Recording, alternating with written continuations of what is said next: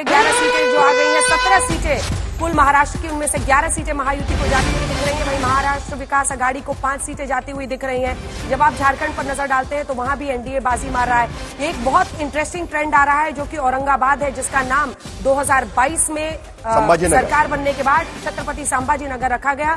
वहां पर औरंगाबाद पूर्व की सीट से अतुल सावे जो है सावे वो आगे चल रहे हैं। इसको बहुत बड़ी कामयाबी के तौर पर कहा गया, क्योंकि 95 में जब एक बार सरकार दोनों की आई थी तब कोशिश हुई थी बीजेपी और शिवसेना की तरफ से कि नाम बदला जाए, लेकिन ये हो नहीं पाया। उस शहर का नाम एक ऐसे व्यक्ति पर था जिनके पर छत्रपति संभाजी की हत्या का आरोप है, तो इस मुद्दे को उन्होंने बहुत जमकर उठाया था और इस बार नाम बदला। वहां अहमदनगर को अहिल्या नगर कहा और यहाँ पर 18 सीटों पर रुझान अभी तक महाराष्ट्र में आ चुके हैं, जिसमें 12 पर महायुति आगे है, 5 पर एमवीए आगे। और इसमें जो भारतीय जनता पार्टी के लिए कहा जा रहा था कि उनके ऊपर सबसे बड़ा दारोमदार, सबसे अधिक संख्या में कैंडिडेट्स भी, लेकिन सबसे बड़ा दारोमदार की अगर जीत महायुति की होनी है तो बीजेपी का परफॉर्मेंस वैसा होना होगा। अन्य एक पर आगे उस गठबंधन में 10 पर बीजेपी, 1 पर शिवसेना, 2 पर एनसीपी नजर आ रही है। एक पर अन्य आगे। अब अन्य ये एमआईएम है क्या, वो देखना होगा, क्योंकि संभाजीनगर की बात निकली है, छत्रपति संभाजीनगर, वहां से इम्तियाज जलील अब विधानसभा का चुनाव लड़ रहे हैं। हाँ। लोकसभा में उनको अच्छे खासे वोट पड़े थे, तो उसका देखना, जहां पर मुस्लिम बहुल इलाका है, मुस्लिम बहुल इलाका है और वहां पर एमआईएम आगे था लोकसभा के चुनाव के। मालेगांव और धुले जीते थे। मालेगांव में 80% से ज्यादा मुस्लिम जनसंख्या है। और मालेगांव मध्य की सीट ने पिछली बार पूरा रुख बदल दिया था धुले की लोकसभा सीट का, और उस बार 1,96,000 वोट सीधे कांग्रेस की तरफ, सिर्फ 4,000 वोट बीजेपी को पड़ पाए थे, जिसके बाद ये वोट जिहाद का जो स्लोगन है ना, वो काउंट करने की कोशिश की गई थी। फिलहाल पवार वर्सेस पवार में अजीत पवार आगे चल रहे हैं, लेकिन 22 सीटों का रुझान, महाराष्ट्र की 22 सीटों का जो रुझान आ गया है, उसमें महायुति 17 पर आगे, 23 सीटों का रुझान 17 पर आगे, जिसमें 13 भारतीय जनता पार्टी, 2 शिवसेना, 2 एनसीपी अपनी लीड इस समय बनाए हुए हैं। एमवीए केवल 5 सीटों पर अभी रुझान में आगे है, जिसमें देवेंद्र फडणवीस भी आगे चल रहे हैं अपनी सीट पर, कांग्रेस 3 पर और एनसीपी शरद पवार 1 सीट पर आगे। नाना पटोले, देवेंद्र फडणवीस, जितने बड़े लोग हैं ना वो अपनी सीट बना के रखते हैं। नाना पटोले, देवेंद्र फडणवीस दोनों आगे चल रहे हैं विधानसभा में। ये बड़ी बात है, क्योंकि कई बार देखा हमने पिछले चुनाव में जो बड़े बड़े दिग्गज थे हरियाणा में, देखिए उन्होंने अपनी ही सीट खो दी। लेकिन अब झारखंड से भी कुछ रुझान आ रहे हैं, जल्दी से अपने दर्शकों को बता दें। हेमंत सोरेन अपनी सीट बरहाट से आगे चल रहे हैं। सीता मुर्मू जो है वो बीजेपी की जामताड़ा सीट पर आगे चल रही हैं। वहीं बसंत सोरेन जो है वो जेएमएम के दुमका सीट पर हैं, वो आगे चल रहे हैं। बाबूलाल मरांडी जो कि धनवर सीट से आगे हैं। वहीं कल्पना सोरेन इस बार पहली बार चुनावी मैदान में खुद उतरी हैं, वो गांडे की सीट से जहां चुनावी मैदान में है वो आगे चल रही हैं। 25 सीटें महाराष्ट्र की, अभी तक इन पर रुझान सामने आ चुका है। महायुति 19 सीटों पर अपनी लीड बनाए हुए है। भारतीय जनता पार्टी 15 सीटों पर आगे है। शिवसेना और एनसीपी 2-2 सीटों पर इस समय आगे चल रहे हैं, लेकिन एमवीए का जो कांटा है वो 5 पर ही रुका हुआ है। अभी रुझानों में 25 में से 5 सीटों पर ही एमवीए का इस समय लीड बना हुआ है और कांग्रेस पार्टी इसको लीड कर रही है। हालांकि कांग्रेस पार्टी भी सबसे अधिक सीटों पर उस गठबंधन में चुनाव लड़ते हुए 3 सीटों पर कांग्रेस आगे, 1 पर एनसीपी शरद पवार और 1 पर शिवसेना उद्धव बालासाहब ठाकरे।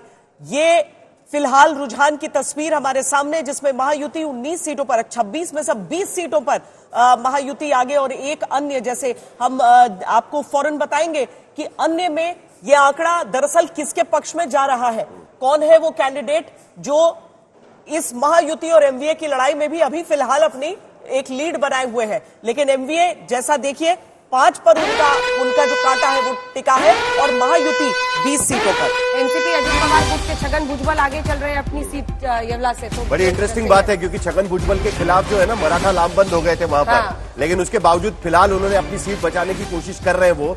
और येवला में वो जगह है जहां पर शरद पवार ने पहली रैली ली थी, उठने के बाद की पहली रैली छगन भुजबल के इलाके में जाके ली थी। और छगन भुजबल बड़े ही कंट्रोवर्शियल इस वक्त उन्होंने मान लिया था सीधे कि भाई ईडी के डर से मुझे जाना पड़ा वहां पर, लेकिन वहां पर वो आगे चल रहे हैं। मुझे लगता है कि वो बढ़त बनाए रखेंगे। फिलहाल आपको बताते हुए, क्योंकि अभी तक 22 सीटों के रुझान के मुताबिक बहुत आगे महायुति पहुंच गई है। 5 सीटों पर अटका हुआ है महाराष्ट्र विकास अघाड़ी, तो वहीं 21 सीटों पर महायुति आगे चल रही है और लगभग 1 पर अन्य, तो 27 सीटों पर आते हुए रुझान ये इशारा कर रहा है कि युति दमदार इस वक्त दिखाई दे रही है, जिसमें 17 सीटें बीजेपी को जाती हुई, 2 शिवसेना, 2 एनसीपी।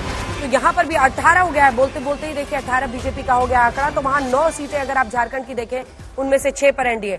इस बीच आपको बता दें कि वायनाड से प्रियंका गांधी फिलहाल आगे चल रही हैं और वो लगभग 460 वोट से आगे चल रही हैं। अभी सिर्फ शुरुआती नंबर्स आने शुरू हुए हैं। और बहुत शुरुआती नंबर्स 460 वोट से वो आगे चल रही हैं। जलगांव जामोद विधानसभा से पोस्टल मतदान में भाजपा के जो संजय कुटे हैं वो आगे चल रहे हैं और गिरीश महाजन बीजेपी के जामनेर से आगे चल रहे हैं। तो एक एक करके हर जगह के धीरे धीरे रुझान आने शुरू हो रहे हैं और शुरुआती रुझान साफ इशारा करता हुआ कि 24 सीटों पर महायुति आगे दिखाई दे रही है। 30 सीटों के रुझान महाराष्ट्र में आ गए हैं और यहां पर भी मुकाबले में सबसे ज्यादा सीटें बीजेपी की झोली में आती हुई दिख रही हैं। बीजेपी अगर आप देखें तो सबसे ज्यादा उनका सीधा मुकाबला जिन इलाकों में है वहां 35 सीट विदर्भ के हैं 62 में, जिनमें से 24 सीटों पर स्थिति यह है कि 24 सीटों पर वो आगे चल रही है। सीधी टक्कर विदर्भ के इलाके में 35 सीटों पर कांग्रेस और बीजेपी के बीच में है और 24 सीटों पर अगर बीजेपी 20 सीटों पर आगे खुद चल रही है और 2 पर शिंदे, 2 पर अजित पवार। ये बहुत बड़ी बात है। अब हम आपको जल्दी से दिखा देते हैं कि अलग अलग सीटों पर जो महारथी हैं वो फिलहाल क्या कह रहे हैं। तो एक बार जल्दी से आपको अपने स्क्रीन पर लिए चलते हैं और बड़े स्क्रीन पर दिखाते हैं कि कौन से दिग्गज अपनी अपनी सीट पर।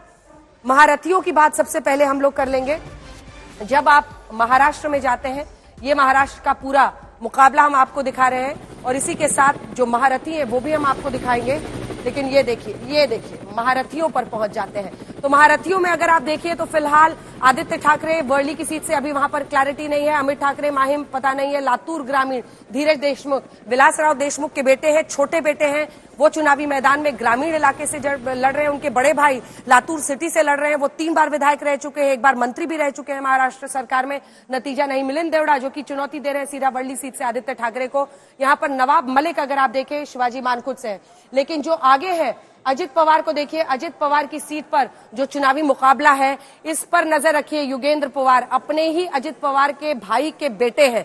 देखिए चाचा को जब भतीजे ने गचका दिया तो फिर चाचा ने कहा कि अब मैं तुम्हारे भतीजे को तुम्हारे सामने खड़ा कर दूंगा। लेकिन यहाँ पर मुकाबला में अभी फिलहाल वो आगे दिख रहे हैं। और एक बार फिर से अगर आप पीछे चलिएगा तो आपको दिख रहे हैं यहाँ पर देवेंद्र फडणवीस जो कि नागपुर दक्षिण सीट से आगे चल रहे हैं। वहीं पर नाना पटोले साकोली की सीट से आगे चल रहे हैं। बाकी एकनाथ शिंदे जो कि कोंकण के ठाणे के कोपरी पचप खाड़ी सीट से चुनावी मैदान में वो नहीं है।